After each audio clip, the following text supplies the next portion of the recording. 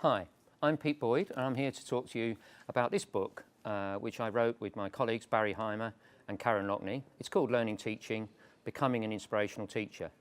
And in fact, we've made one chapter of the book open access for you to have a look at. We obviously hope you'll enjoy that chapter and buy the book. Okay, so the chapter we've chosen, our core chapters in this book, they're all given a dilemma, a teacher dilemma. One of the things that you'll have to deal with in your everyday work. And the chapter we've chosen to make open access is called Abstract versus Concrete. I chose this because it's based around a famous geography lesson. I used to teach geography in high school, and this lesson, we've adapted it slightly. So each chapter has a lesson at the heart of it, and the story of that lesson is told on behalf of a student teacher or beginning teacher. So David is the teacher who teaches this famous lesson. Basically, the Vikings in England had to choose where to put their village, and they had to look at a map and make some decisions. Of course, the woodcutter would rather be next to the forest, whereas the water carrier might be next to the river. And so you end up with a bit of a debate about where to put the village. Anyway, there's the gist of the lesson. But the point is that some teachers, okay, they get in the classroom, and what they do, they deliver the curriculum. We call them curriculum deliverers. They're basically ploughing through content. They think it's all about knowledge, and teaching becomes telling. This is a dreary, boring teacher, okay? So let's have a look at a different teacher. A much more exciting teacher. This one is called a task manager. These names, by the way, are taken from work by Sam Twistleton. The task manager has a nice, busy classroom. Lots of activities, fairly quick. Children get a sense of success. The students, they complete the task. It keeps the students busy.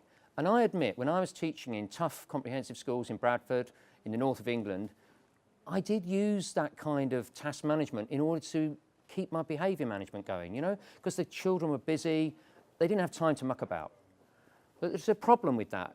There's a third kind of teacher, and it's the kind of teacher that we're encouraging you to become in this chapter and in this book, which is a concept builder. By that we mean that the teacher's very aware of the big idea underpinning the lesson. They're really clear on what the key concept is. And so when they teach the lesson, maybe halfway through, they've prepared a hinge question, a really good question that cuts across the content and the sort of factual knowledge and gets to the big idea underpinning the lesson. In this case, what David doesn't do is realise this lesson, for example, is actually a geographical idea about location. Now, you can look at that in different ways. Location could be a mathematical thing. Least cost location. In other words, how far do we have to transport 6 tons of wood every week, 3 tons of water, and so on. And so it can become mathematical. It can become political. Who decides where we're going to put the village? So that's a kind of social or political community kind of question. But in geography, the big idea of location is the landscape. How can we look at a map and look at the landscape and understand it? And it's the decisions that people have made that help to create the human and physical landscape and shape the physical landscape. So because David didn't understand the key idea underpinning his lesson, the lesson wasn't as effective, as engaging, as inspirational as it could be. So have a look at the chapter. I hope you enjoy it. I hope you get the idea of this book, which is based, by the way, on the idea that all of your children can succeed and learn.